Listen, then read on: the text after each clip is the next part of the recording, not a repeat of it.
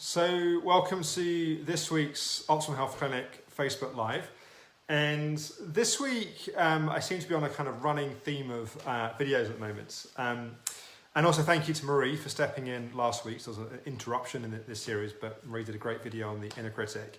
I touched on something in the last video I did around cultivating positive mindset, when I referenced this this concept of the 5 Ps. And a few people mentioned in the comments, could I explain a bit more? I kind of rattled through them very quickly. And could I cover that in a bit more detail? So that's what I want to do in this week's video. It might end up being quite a short one, but I've said that before. I've been wrong, so let's see. So the 5 Ps was something that kind of came out probably 14, 15 years ago now, when I was doing a lot of practitioner work, teaching people the stop process. And I was trying to articulate to them how best to support themselves in the application of the process in the time after, kind of time between and after sessions. And I think it has a broader application beyond not just that technique, but really any technique or change that we want to make to ensure we're doing it in the best way possible. So the 5 Ps are practice, patience, persistence, perseverance, and precision. And on one hand, they're fairly obvious, but I think it's also helpful to cover in a bit more detail. So practice obviously is the principle that when we're trying to cultivate any new habits, when we're trying to kind of condition and train ourselves to do something, we need to practice. And we need to often practice like a lot, and often more than one might think. If we go back to the first video I did on mindset, which would be probably Facebook Live 65, I would guess, and it was my eldest daughter Marley's 7th birthday, and she ended up doing a cartwheel towards the end of the video, and she and I were very happy that she, on a B, managed to land this cartwheel the first time.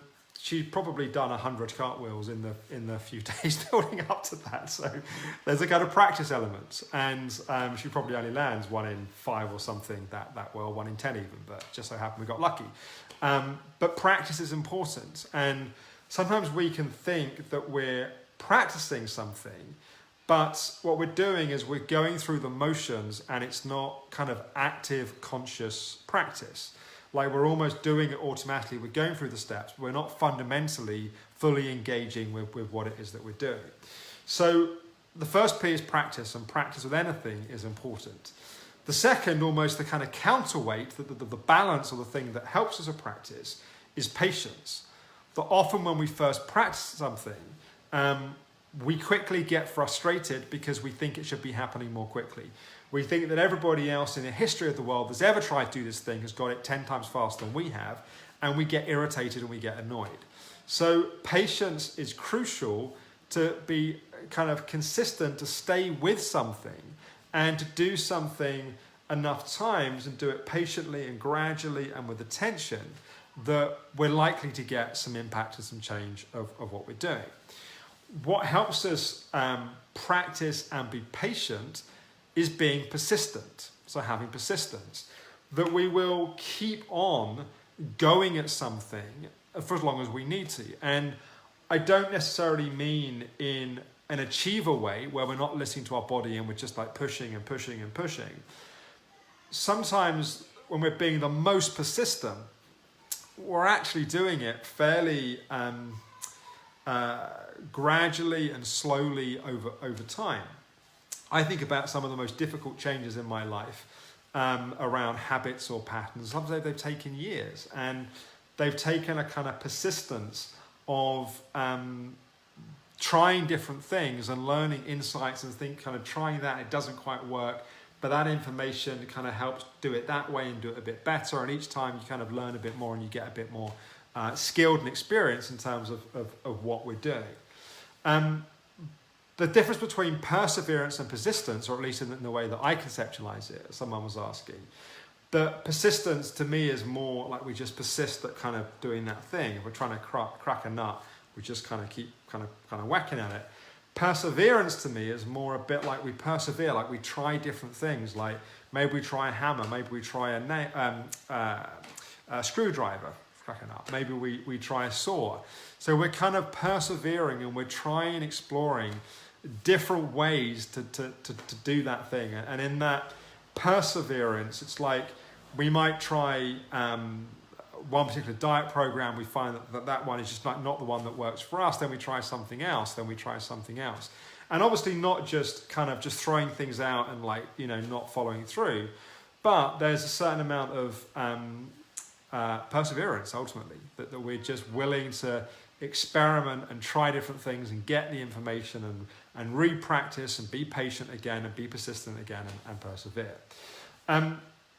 The fifth P is precision. And again, someone was asking in the comments, I do read the comments most of the time, by the way, around what precision is. And precision, this was specifically in the context of when I was shaping this, teaching the stop process. But I think it sometimes is relevant to other things, which is if you are following a set of steps, the more precision there is about doing that, often the more effective that becomes. Now, sometimes there is a place of refining or adjusting what you're doing to be more appropriate to your sensitivity or what's kind of working for you. So sometimes you could be rewarded for not being precise and actually listening to your own body and your own experience. But in the concept of what I was kind of conceiving of this, that precision is if you're following instructions, that you're following them precisely and carefully on the assumption that those instructions have a clear logic and definition behind it. And one of the examples of this within, this won't mean something to a lot of people, but within the stop process, there's a bit where you learn to say stop certain thought processes.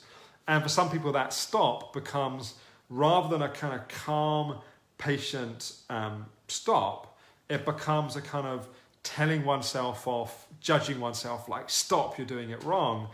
And that tends to feed a pattern rather than break a pattern. And so that's where that was the nuance where this precision came from, that it was like, if the steps start to morph or start to be done slightly differently, that actually you can have a completely opposite effect of what it is that you're trying to. So that's it really. The 5 Ps is a pretty simple set of ideas, but it's helpful when you're working at making a change to check, are you applying all these 5 Ps? Are you practicing what you need to practice at the right cadence and the right kind of consistency to have impact? Are you being patient? Like, are you expecting too much to change too quickly and then losing your kind of follow through? Are you being persistent? Are you kind of staying through the challenging, the difficult chapters? Are you persevering? Are you having a flexibility to kind of try and to explore and to kind of to play with different things? And do you have precision? Are you being precise in terms of following clearly defined instructions on the assumption and logic that those instructions have a kind of an intelligence and a purpose which is behind them? So that's it. I've managed after 68, whatever it is, Facebook Lives to come in under 10 minutes. So that's the first time for everything. I hope that's been useful. I'll be back at roughly the same time, hopefully next week. Feel free to suggest topics or ideas you'd like me to cover then. And thanks for watching, and bye-bye for now.